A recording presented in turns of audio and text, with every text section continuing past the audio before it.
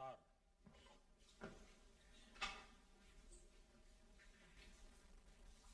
आदरणीय प्रधानमंत्री जी, आपकी अनुमति से मैं माननीय शिक्षा मंत्री जी से निवेदन करता हूं कि वे माननीय प्रधानमंत्री जी तथा सभी गणमान्य अतिथियों का स्वागत संबोधन करें।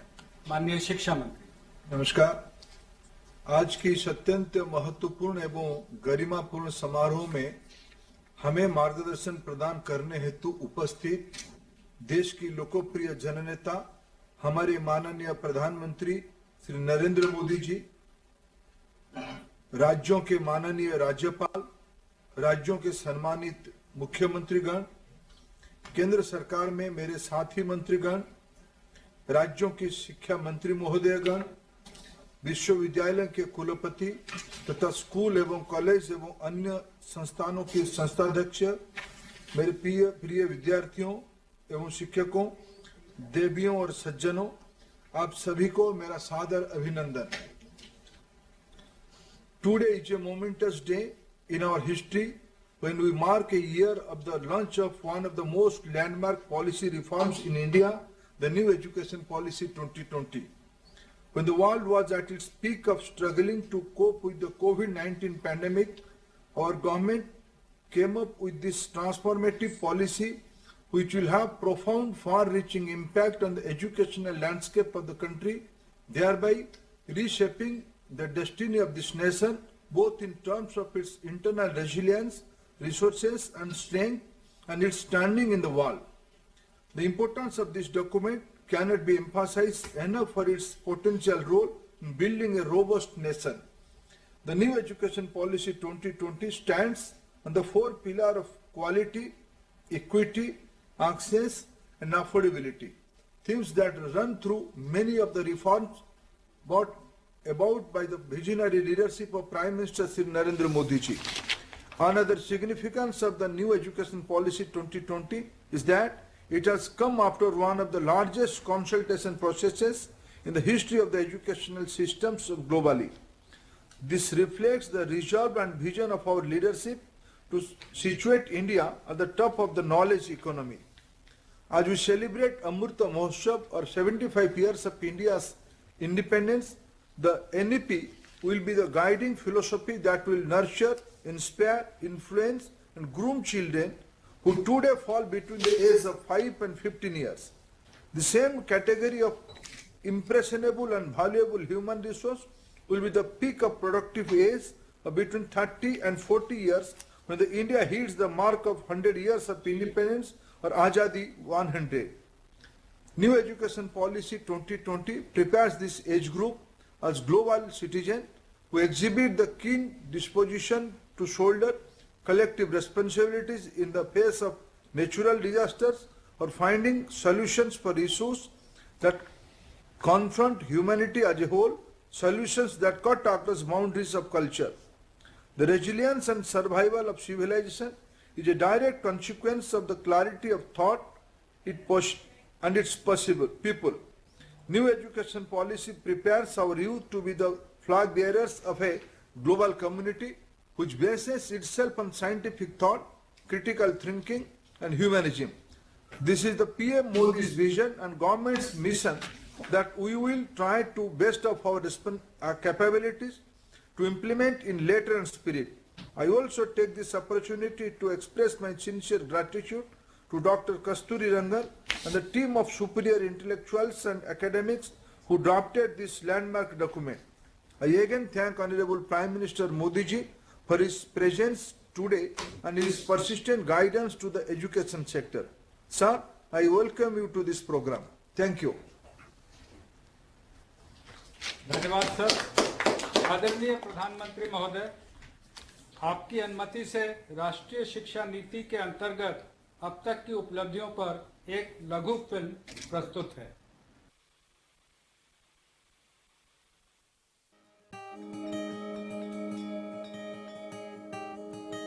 29 जुलाई 2020 को भारत सरकार 34 वर्षों के अंतराल के बाद एक नई राष्ट्रीय शिक्षा नीति लेकर आई। उद्देश्य था नई पीढ़ी को नई सदी की मांग के अनुरूप योग्य बनाना। ये पॉलिसी 21वीं सदी के नौजवानों की सोच, उनकी जरूरतें, उनकी आशाओं, अपेक्षाओं और आकांक्षाओं को देखते हुए बनाने का व्यापक प्रयास हुआ है। राष्ट्रीय शिक्षा नीति में ऑनलाइन शिक्षा को प्राथमिकता और प्रोत्साहन दोनों दिया गया है, जिसके सफल परिणाम कोरोना महामारी के दौरान भी सामने आए। पीएम ई विद्या कार्यक्रम के अंतर्गत ऑनलाइन, टेलीविजन एवं कम्युनिटी रेडियो के माध्यम से पढ़ना लिखना चालू रहा। One nation one digital platform से प्रेरित दीक्षा में स्कूल पाठ्यक्रम पर आधारित 1,85,000 से अधिक ई कंटेंट 32 भाषाओं में उपलब्ध किए गए। एक वर्ष में इस प्लेटफॉर्म पर हिट्स की संख्या 200 करोड़ से बढ़कर 2300 करोड़ हो गई है। जेईई एंड नीट की ऑनलाइन परीक्षाएं भी हुई, जिससे किसी विद्यार्थी का कोई सत्र व्यर्थ नहीं होने दिया गया। अभी नया सिस्टम आ गया, ऑनलाइन क्लासेस होने लगी है, तो जो हम स्कूल नहीं जा पा रहे थे, अब हम वो घर से पढ़ सकते हैं। यूजीसी ने ऑनलाइन शिक्षण के नए दिशा निर्देश जारी किए। ऑनलाइन कार्यक्रमों की संख्या अब 37 से बढ़कर 216 और संस्थाओं की संख्या 7 से बढ़कर अब 41 हो गई है। ऑनलाइन शिक्षण के लिए निर्मित स्वयं MOOCs पोर्टल, जिस पर वर्तमान में 814 डिग्री और डिप्लोमा कोर्स उपलब्ध हैं। गत वर्ष में 54 लाख छात्रों ने उस पर एनरोलमेंट कराया। इस नई नीति से भारत में पढ़ने आए विदेशी बच्चों को भी हमारी सुदृढ़ व्यवस्था का लाभ मिला है। I'm from Cameroon. I'm very thankful for the government of India to give me the opportunity to pass off my education here in this great university.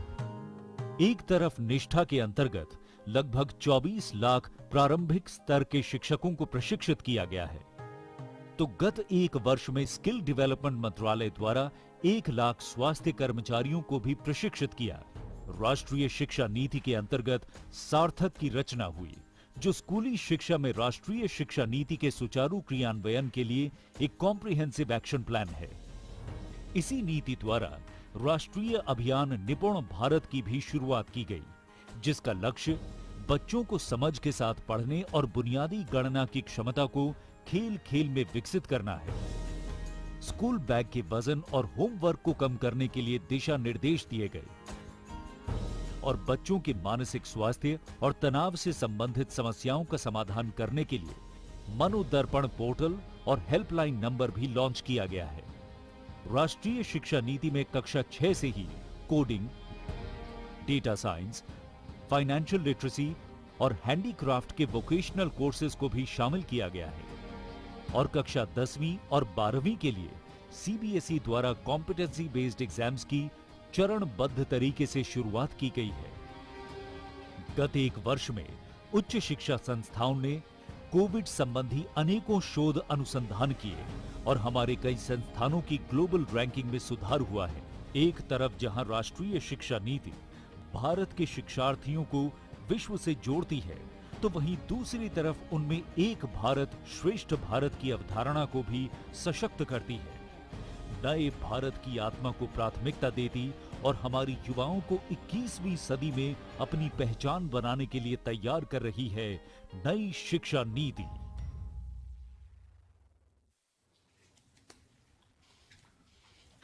अब मैं माननीय प्रधानमंत्री जी से अनुरोध करूंगा कि वो शिक्षा नीति के अंतर्गत लिए गए हमारे कुछ पहलों का कृपया बटन दबाकर उद्घाटन करें। विद्या प्रवेश कक्षा 1 की तैयारी को सुनिश्चित करने के लिए राष्ट्रीय शिक्षा नीति के सुझावों पर NCERT द्वारा बच्चों के लिए 3 माह का स्कूल प्रिपरेशन मॉड्यूल विद्या प्रवेश तैयार किया गया है।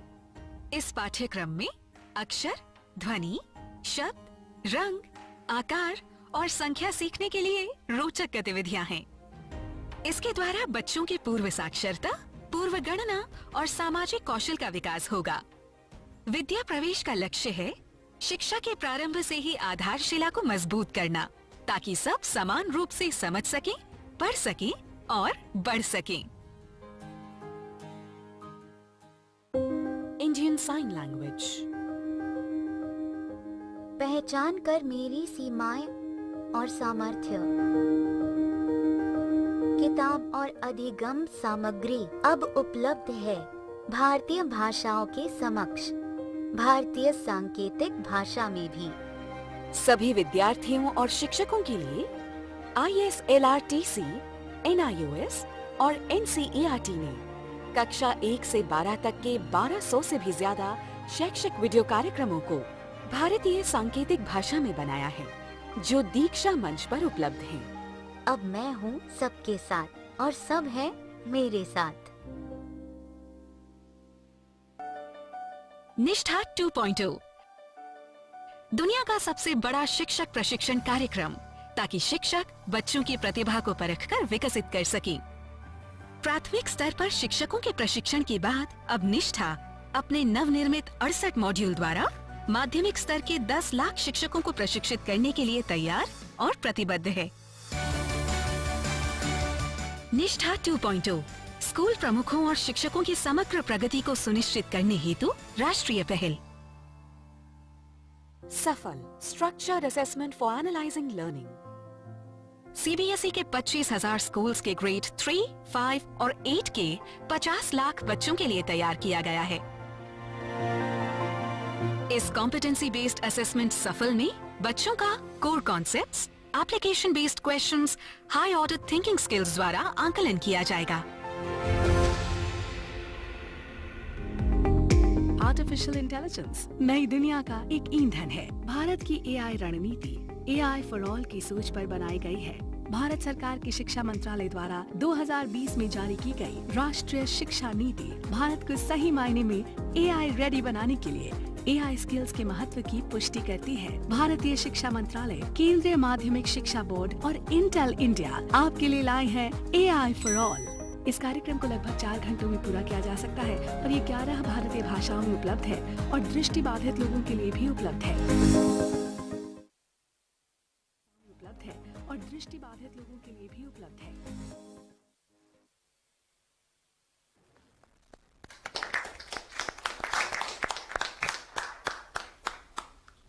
अब मैं माननीय प्रधानमंत्री जी से एक बार फिर अनुरोध करूंगा कि वे हमारे कुछ अन्य पहलों का कृपया बटन दबाकर उद्घाटन करें।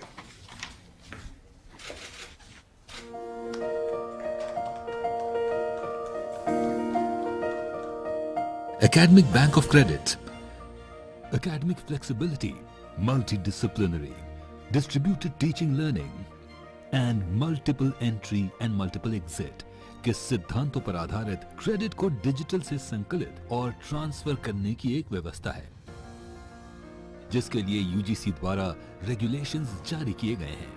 ये एक डिजिटल बैंक की तरह काम करेगा, जिसमें छात्र एकेडमिक अकाउंट खोलेंगे, जिसमें उनके द्वारा अर्जित क्रेडिट्स जमा किए जाएंगे। छात्र अपने खाते में जमा क्रेडिट का उपयोग डिग्री लेने में कर पाएंगे। UGC द्वारा multiple entry and multiple exit के लिए भी दिशा निर्देश जारी किए गए हैं।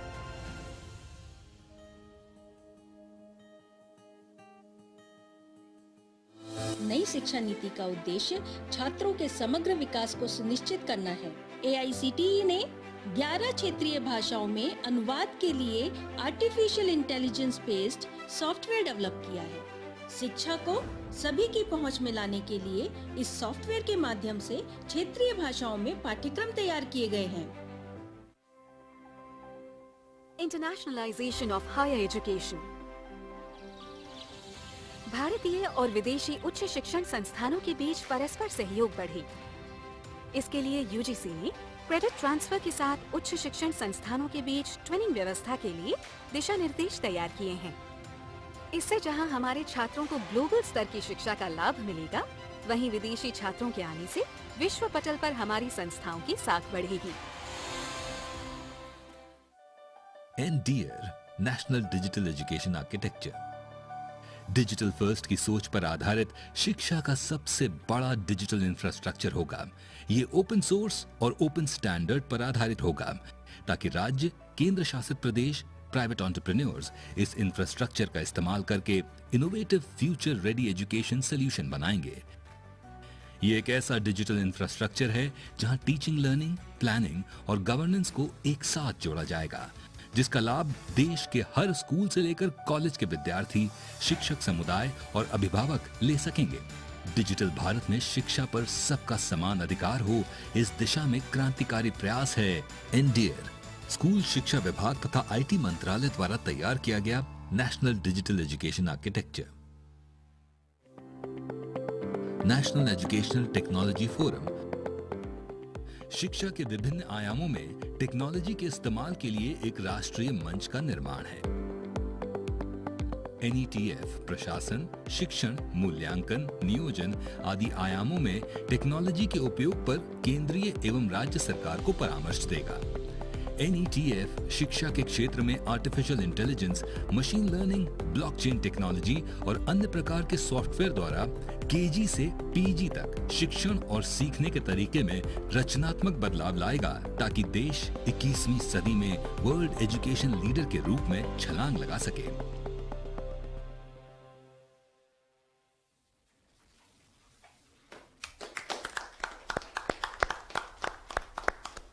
Now I request Honorable Prime Minister to address this August digital gathering. Honorable Prime Minister.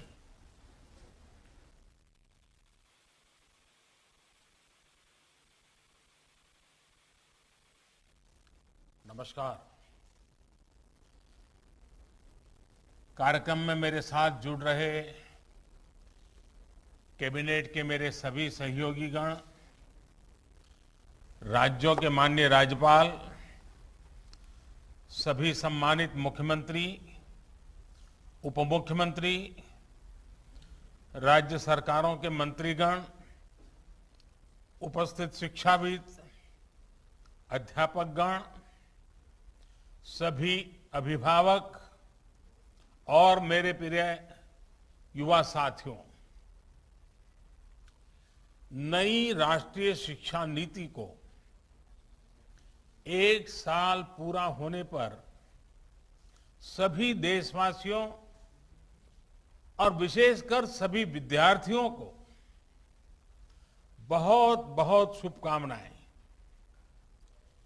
बीते 1 वर्ष में देश के आप सभी महानुभावों, शिक्षकों, प्रधानाचार्यों, नीतिकारों ने राष्ट्रीय शिक्षा नीति को धरातल पर उतारने में बहुत मेहनत की है। कोरोना के इस काल में भी लाखों नागरिकों से, शिक्षकों, राज्यों, ऑटोनोमस बॉडीज से सुझाव लेकर टास्क फोर्स बनाकर नई शिक्षा नीति का चरणबद्ध तरीके से लागू किया जा रहा है। बीते 1 वर्ष में राष्ट्रीय शिक्षा नीति को आधार बनाकर अनेक बड़े फैसले लिए गए हैं। आज इसी कड़ी में मुझे बहुत सारी नई योजनाएं, नए इनिशिएटिव्स, इसकी शुरुआत करने का सौभाग्य मिला है। साथियों, ये महत्वपूर्ण अवसर ऐसे समय में आया है जब देश आजादी के 75 साल का अमृत महोत्सव मना रहा है। आज से कुछ ही दिन बाद 15 अगस्त को हम आजादी के 75वें साल में प्रवेश भी करने जा रहे हैं। एक तरह से नई राष्ट्रीय शिक्षा नीति का इम्प्लीमेंटेशन आजादी के अमृत महोत्सव का प्रमुख हिस्सा बन गया है। इतने बड़े महापर्व के बीच राष्ट्रीय शिक्षा नीति के तहत आज शुरू हुई योजनाएं नए भारत के निर्माण में बहुत बड़ी भूमिका निभाएगी। भारत के जिस सुनहरे भविष्य के संकल्प के साथ आज हम आजादी का अमृत महोत्सव मना रहे हैं, उस भविष्य की ओर हमें आज की नई पीढ़ी ही ले जाएगी। भविष्य हम कितना आगे जाएंगे, कितनी ऊंचाई प्राप्त करेंगे, ये इस बात पर निर्भर करेगा कि हम अपने युवाओं को वर्तमान में यानी आज कैसी शिक्षा दे रहे हैं, कैसी दिशा दे रहे हैं। इसलिए मैं मानता हूं भारत की नई राष्ट्रीय शिक्षा नीति राष्ट्र निर्माण के महायज्ञ में बड़े फैक्टर में से एक है और इसलिए देश ने इस शिक्षा नीति को इतना आधुनिक बनाया है, इतना फ्यूचर रेडी रखा है। आज इस कार्यक्रम में जुड़े अधिकांश महानुभाव नई राष्ट्रीय शिक्षा नीति की बारीकियों से परिचित हैं, लेकिन ये कितना बड़ा मिशन है, इस एहसास को हमें बार बार याद करना ही है। साथियों, देश भर से हमारे कई युवा स्टूडेंट्स भी इस कार्यक्रम में हमारे साथ हैं। अगर इन साथियों से हम उनकी आकांक्षाओं के बारे में, सपनों के बारे में पूछें तो आप देखेंगे कि हर एक युवा के मन में एक नयापन है, एक नई ऊर्जा है। हमारा युवा बदलाव के लिए पूरी तरह से तैयार है, वो इंतजार नहीं करना चाहता। हम सब ने देखा है कोरोना काल में कैसे हमारी शिक्षा व्यवस्था के सामने इतनी बड़ी चुनौती आई। स्टूडेंट्स की पढ़ाई का जीवन का ढंग बदल गया, लेकिन देश के विद्यार्थियों ने तेजी से इस बदलाव को एडॉप्ट किया। ऑनलाइन एजुकेशन अब एक सहज चलन बनती जा रही है। शिक्षा मंत्रालय ने भी इसके लिए अनेक प्रयास किए हैं।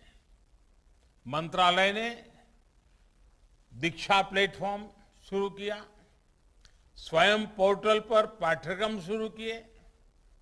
आज हमारे स्टूडेंट्स पूरे जोश से इनका हिस्सा बन गए।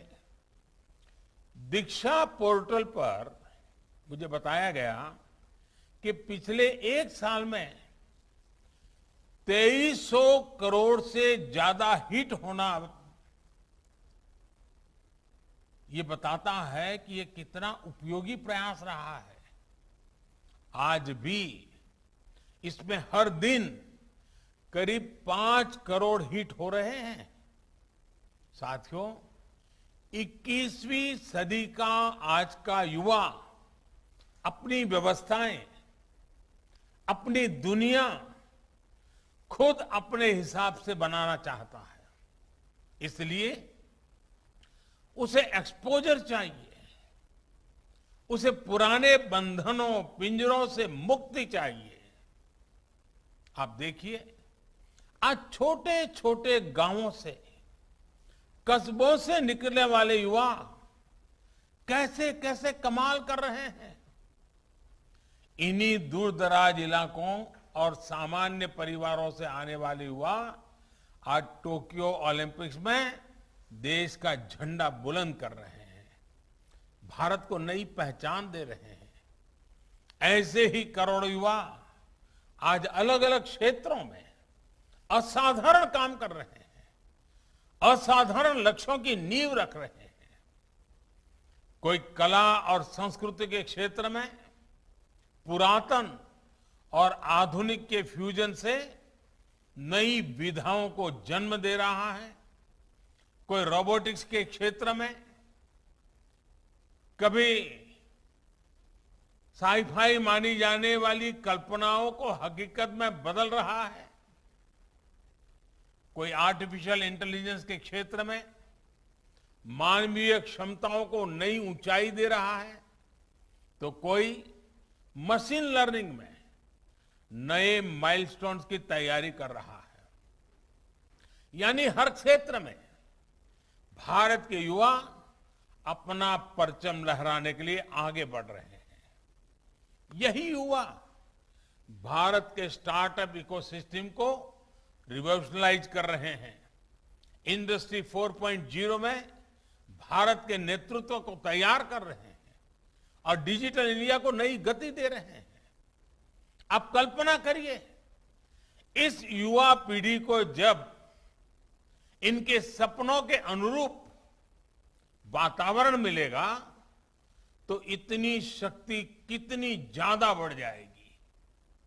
और इसलिए नई राष्ट्रीय शिक्षा नीति युवाओं को ये विश्वास दिलाती है कि देश अब पूरी तरह से उनके साथ है, उनके हौसलों के साथ है। जिस आर्टिफिशियल इंटेलिजेंस के प्रोग्राम को अभी लॉन्च किया गया है, वो भी हमारे युवाओं को फ्यूचर ओरिएंटेड बनाएगा, एआई ड्रिवन इकोनॉमी के रास्ते खोलेगा।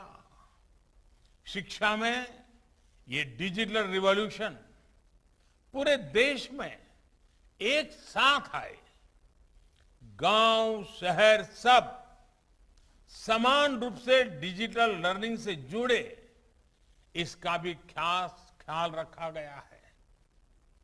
नेशनल डिजिटल एजुकेशन आर्किटेक्चर यानी एनडीआर और national education technology forum NETF इस दिशा में पूरे देश में डिजिटल और टेक्नोलॉजिकल फ्रेमवर्क उपलब्ध कराने में अहम भूमिका निभाएंगे। युवा मन जिस दिशा में भी सोचना चाहे, खुले आकाश में जैसे उड़ना चाहे, देश की नई शिक्षा व्यवस्था उसे वैसे ही अवसर उपलब्ध कराएगी।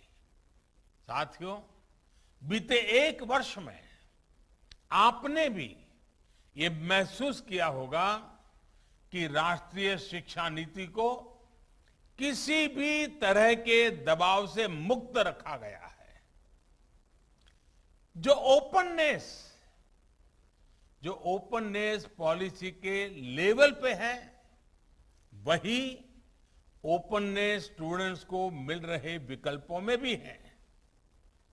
अब स्टूडेंट्स कितना पढ़े, कितना समय तक पढ़े, ये सिर्फ बोर्ड्स और यूनिवर्सिटी नहीं तय करेगा।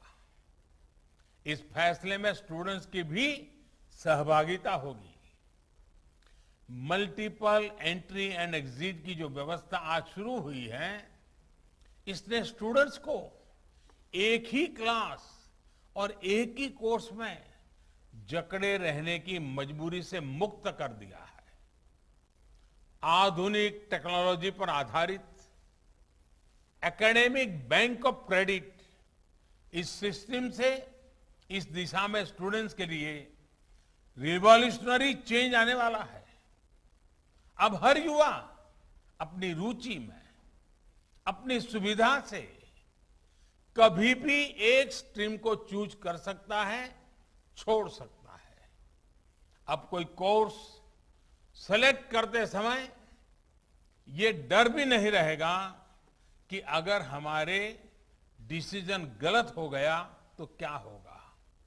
इसी तरह structured assessment for analysing learning levels यानी सफल के जरिए स्टूडेंट्स के आकलन की भी वैज्ञानिक व्यवस्था शुरू हुई है।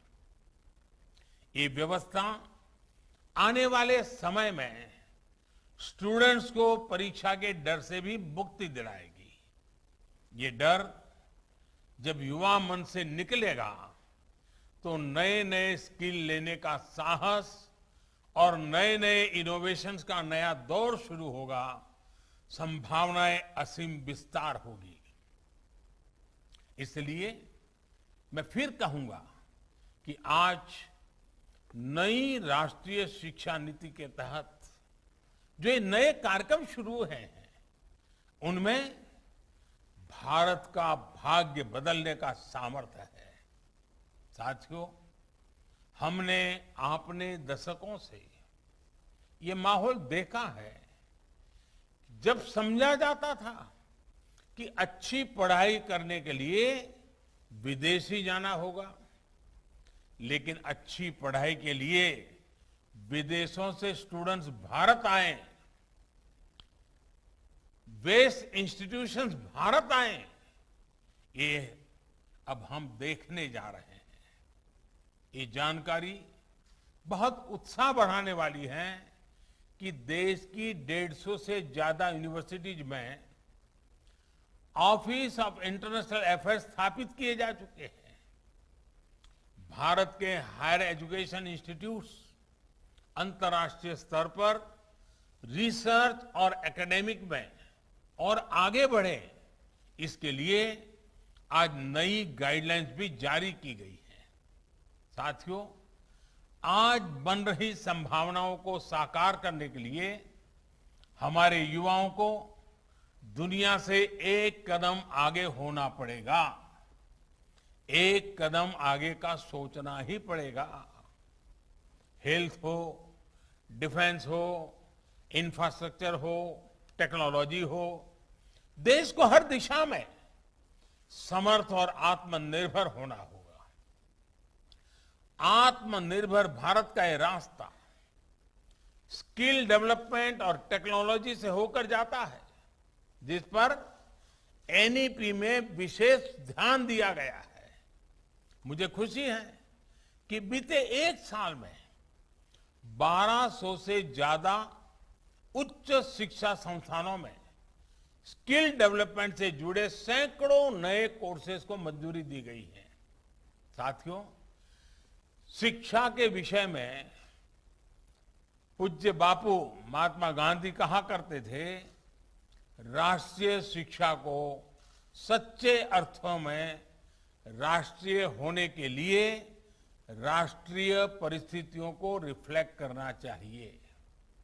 बापू के इसी दूरदर्शी विचार को पूरा करने के लिए स्थानीय भाषाओं में मदर लैंग्वेज में शिक्षा का विचार एनईपी में रखा गया है।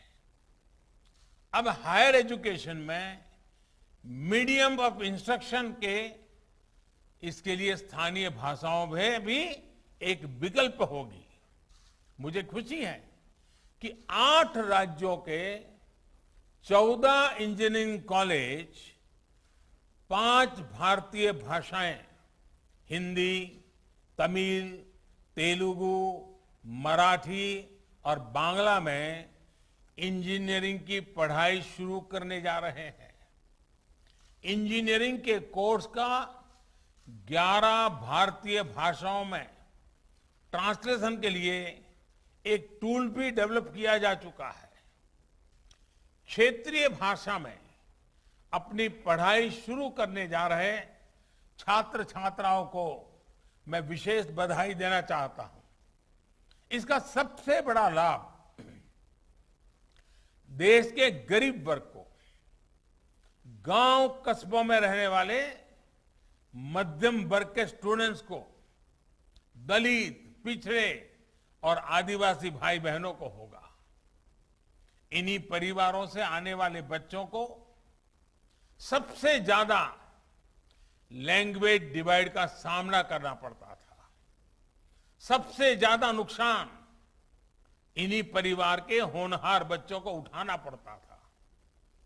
मातृभाषा में पढ़ाई से गरीब बच्चों का आत्मविश्वास बढ़ेगा, उनके सामर्थ्य और प्रतिभा के साथ न्याय होगा। साथियों, प्रारंभिक शिक्षा में भी मातृभाषा को प्रोत्साहित करने का काम शुरू हो चुका है। जो विद्या प्रवेश प्रोग्राम आज लॉन्च किया गया, उसकी भी इसमें बहुत बड़ी भूमिका है। प्ले स्कूल का जो कंसेप्ट अभी तक बड़े शहरों तक ही सीमित है, विद्या प्रवेश के जरिए वो अब दूर दराज के स्कूलों तक जाएगा, गांव-गांव जाएगा।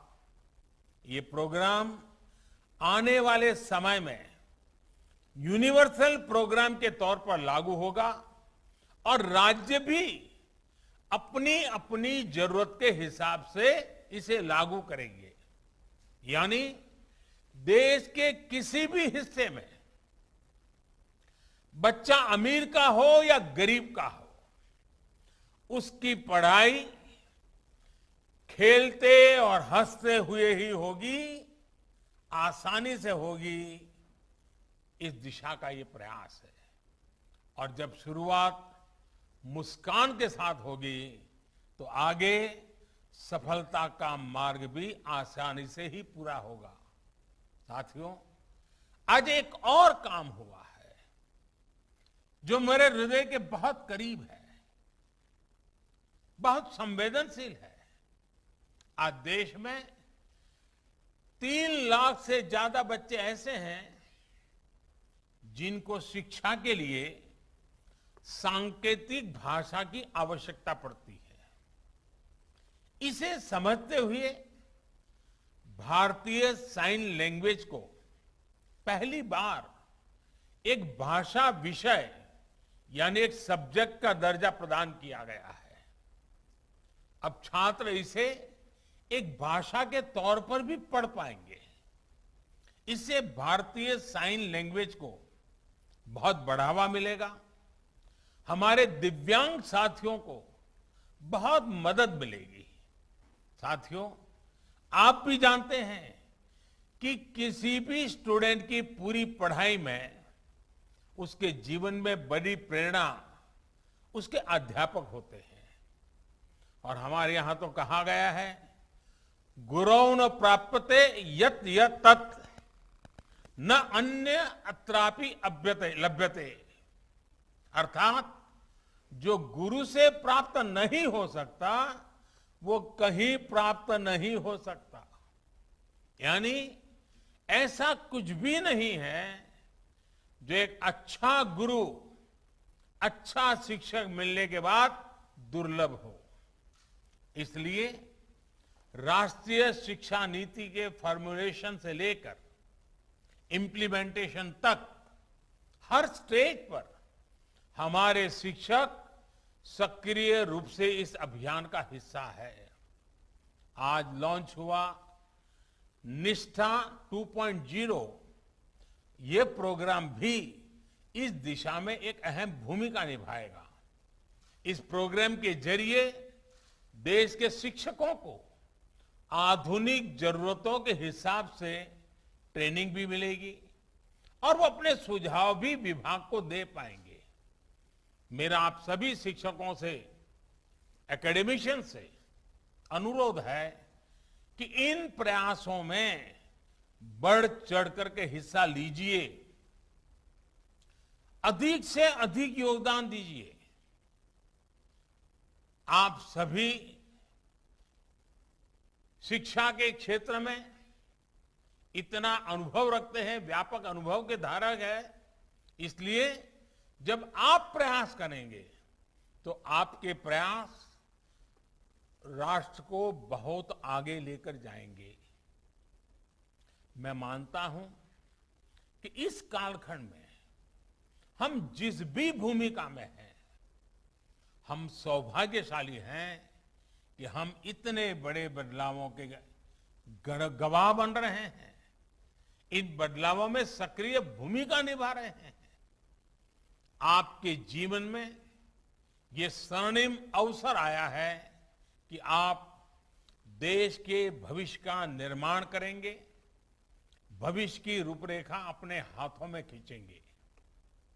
मुझे पूरा विश्वास है आने वाले समय में जैसे जैसे नई राष्ट्रीय शिक्षा नीति के अलग अलग फीचर्स हकीकत में बदलेंगे, हमारा देश एक नए युग का साक्षात्कार करेगा।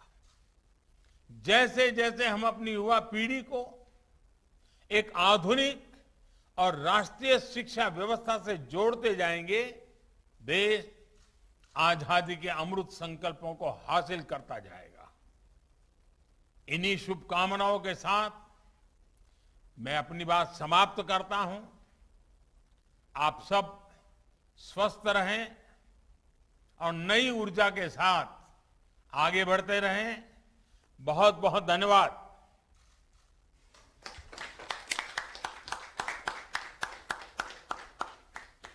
आदरणीय प्रधानमंत्री महोदय, शिक्षा मंत्रालय की ओर से माननीय शिक्षा मंत्री तथा राज्य मंत्रीगण की ओर से सभी राज्यों के माननीय राज्यपाल, उपराज्यपालगण, राज्यों के माननीय मुख्यमंत्री, उप मुख्यमंत्री, माननीय शिक्षा मंत्री तथा शिक्षाविदों, अभिभावकों, देश के युवाओं तथा शिक्षा जगत से जुड़े सभी महानुभावों की ओर से आपके मार्गदर्शन एवं उत्साहवर्धन के लिए हार्दिक आभार व्यक्त करता हूं।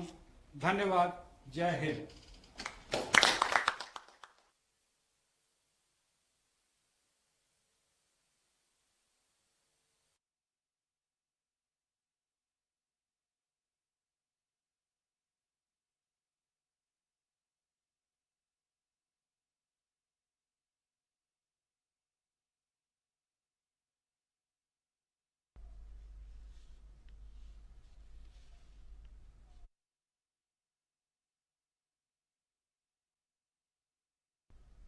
तो आप देख रहे थे सीधा प्रसारण। प्रधानमंत्री नरेंद्र मोदी शिक्षा जगत से जुड़े अध्यापकों, छात्रों और नीतिगत फैसले लेने वाले नीति नियंताओं से भी इस वक्त संवाद कर रहे थे। और ऐसे महत्वपूर्ण मौके पर ये अवसर इसलिए विशेष था क्योंकि राष्ट्रीय शिक्षा नीति जो 34 साल के बाद साल 2020 में लाई गई, आज की तारीख 29 जुलाई, उसका 1 साल पूरा हुआ है। और इसी महत्वपूर्ण अवसर पर उसी राष्ट्रीय नीति के आगे किस तरीके से दशा दिशा देश में शिक्षा की बदल रही है और किस तरीके से जमीन पर काम हो रहा है, इसी संदर्भ में प्रधानमंत्री नरेंद्र मोदी ने आज अपना जो संबोधन दिया उसमें ये महत्वपूर्ण पहल, लगभग 10 ऐसी महत्वपूर्ण पहल थी जिन्हें प्रधानमंत्री ने आज लॉन्च किया है।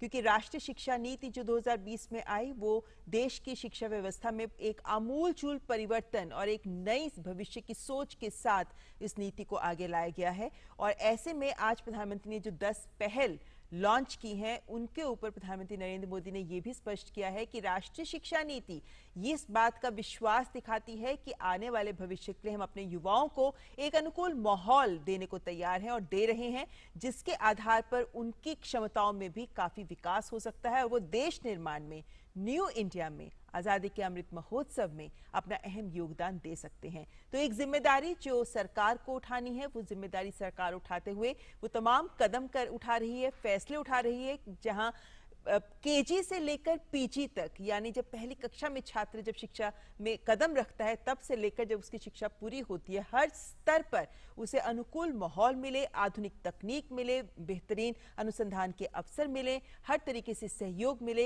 ये एक पूरी व्यवस्था तैयार की गई है। ऐसे में जो आज महत्वपूर्ण पहल लॉन्च की गई है प्रधानमंत्री के द्वारा, प्रधानमंत्री ने उनका भी जिक्र किया, जिसमें उन्होंने महत्वपूर्ण बात ये कही है कि अब एक ओपन सिस्टम है शिक्षा का, जिसमें छात्र कब शिक्षा लेता है और कैसे लेता है, क्या लेता है, ये तमाम निर्णय छात्र के द्वारा लिए जाएंगे। और इसीलिए उन्होंने बताया कि किस तरीके से क्रेडिट स्कोर को बैंक करने का एक सिस्टम जो आज शुरू किया गया है।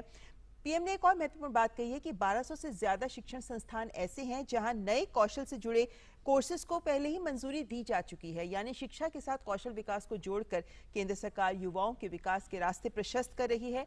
एक बड़ी बात जो आज प्रधानमंत्री के लॉन्च और संबोधन से सामने आई है वो ये कि जो तकनीकी शिक्षा हमारे पास उपलब्ध है उसे भारतीय भाषाओं में भी सुलभ कराया जाना बहुत जरूरी है। और इस संदर्भ में भी विभिन्न पोर्टल्स आज लॉन्च भी किए गए हैं और आर्टिफिशियल इंटेलिजेंस को भी क्षेत्रीय भाषाओं में भी उसे उपलब्ध कराया जाए, इसको लेकर भी पहल की गई है। साथ ही शिक्षा में छात्र के साथ साथ जो टीचर्स हैं वो बहुत जरूरी रोल अदा करते हैं, तो शिक्षक की भी ट्रेनिंग जरूरी है, इसको लेकर भी पोर्टल्स लॉन्च किए गए हैं। तो कहने का मतलब ये है कि आज जो प्रधानमंत्री नरेंद्र मोदी ने राष्ट्रीय शिक्षा नीति का 1 साल पूरा होने के बाद जो आज संबोधन दिया है उसमें ये बात स्पष्ट दिखती है कि केंद्र सरकार लगातार इस शिक्षा नीति के जमीन पे क्रियान्वयन को लेकर सफलतापूर्वक आगे बढ़ रही है और इसको लेकर विभिन्न मोर्चों पर न केवल चर्चाएं हो रही हैं बल्कि अलग अलग पहल भी की जा रही है, कदम भी उठाए जा रहे हैं ताकि सभी स्कूलों के साथ साथ उच्च शिक्षण संस्थानों को भी राष्ट्रीय नीति की सोच के साथ जोड़ दिया जाए। इसी संदर्भ में आपको बता देते हैं कि प्रधानमंत्री नरेंद्र मोदी ने जो राष्ट्रीय शिक्षा नीति 2020 है उसकी घोषणा का 1 वर्ष पूरा होने के अवसर पर ही आज वीडियो कॉन्फ्रेंसिंग के माध्यम से जो देश भर के नीति निर्माता और हितधारक थे उन्हें संबोधित किया है। और इस अवसर पर प्रधानमंत्री ने सभी को शुभकामनाएं भी दी और इस दौरान प्रधानमंत्री ने ऑनलाइन प्लेटफॉर्म के माध्यम से कई अभियानों की शुरुआत की। प्रधानमंत्री ने कहा है कि नई शिक्षा नीति पूरी तरह से दबाव मुक्त है, जो युवाओं को सुनहरा भविष्य बनाने का अवसर देगी। साथियों, ये महत्वपूर्ण अवसर ऐसे समय में आया है जब देश आजादी के 75 साल का अमृत महोत्सव मना रहा है। आज से कुछ ही दिन बाद 15 अगस्त को हम आजादी के 75वें साल में प्रवेश भी करने जा रहे हैं। एक तरह से नई राष्ट्रीय शिक्षा नीति का इम्प्लीमेंटेशन आजादी के अमृत महोत्सव का प्रमुख हिस्सा बन गया है। इतने बड़े महापर्व के बीच राष्ट्रीय शिक्षा नीति के तहत आज शुरू हुई योजनाएं नए भारत के निर्माण में बहुत बड़ी भूमिका निभाएगी। भारत के जिस सुनहरे भविष्य के संकल्प के साथ आज हम आजादी का अमृत महोत्सव मना रहे हैं, उस भविष्य की ओर हमें आज की नई पीढ़ी ही ले जाएगी। भविष्य हम कितना आगे जाएंगे, कितनी ऊंचाई प्राप्त करेंगे, ये इस बात पर निर्भर करेगा कि हम अपने युवाओं को वर्तमान में यानी आज कैसी शिक्षा दे रहे हैं, कैसी दिशा दे रहे हैं। और शिक्षा से जुड़े क्षेत्र पर लेकर केंद्र सरकार ने आज एक महत्वपूर्ण ऐतिहासिक फैसला लिया है। इस फैसले के तहत ऑल इंडिया कोटे से आरक्षण का फैसला लिया गया है, जिसमें चिकित्सा क्षेत्र में पिछड़ा वर्ग को 27% आरक्षण का फैसला लिया गया है। वहीं आर्थिक रूप से कमजोर वर्ग के छात्रों को भी चिकित्सा शिक्षा के क्षेत्र में 10% आरक्षण दिया जाएगा। आर्थिक रूप से कमजोर वर्ग और ओबीसी, इन्हें लगभग 5,550 छात्र ऐसे हैं इन दोनों वर्गों में जिन्हें इस ऐतिहासिक फैसले का लाभ मिल पाएगा। मेडिकल और डेंटल शिक्षा के क्षेत्र में इस आरक्षण को ऑल इंडिया कोटा के तहत ये फैसला लिया गया है। 26 जुलाई को प्रधानमंत्री ने मंत्रालयों के साथ बैठक भी की थी और उसके बाद अब आज ये फैसला लिया गया है और प्रधानमंत्री ने इस पर ट्वीट भी किया और उन्होंने बताया कि किस तरीके से सामाजिक न्याय की दिशा में महत्वपूर्ण कदम है आज का ये ऐतिहासिक फैसला, जिसमें पिछड़ा वर्ग और अन्य कम आय के वर्गों को दिया गया है आरक्षण। तो जैसा पीएम ने ट्वीट किया है कि वर्तमान शैक्षणिक वर्ष से ही यूजी, पीजी, मेडिकल और डेंटल कोर्सेज के लिए ये आरक्षण लागू होगा और कम आय वर्ग के लिए 10% आरक्षण होगा, ओबीसी के लिए 27% और ये हमारे देश में सामाजिक न्याय का मार्ग प्रशस्त करेगा। तो महत्वपूर्ण सोच जो पीएम के द्वारा आज ट्वीट के जरिए भी सामने रखी गई। और अब आपको बता देते हैं कि पीएम ने इस महीने ही 26 तारीख को संबंधित मंत्रालय के साथ महत्वपूर्ण बैठक भी की थी और उसके बाद अब आज ये फैसला सामने आया है, जिसको लेकर पीएम ने ये ट्वीट किया है।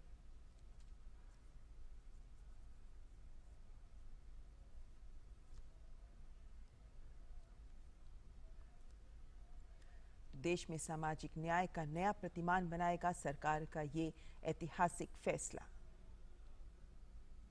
लोकसभा और राज्यसभा की कार्यवाही कल सुबह 11 बजे तक के लिए स्थगित कर दी गई है।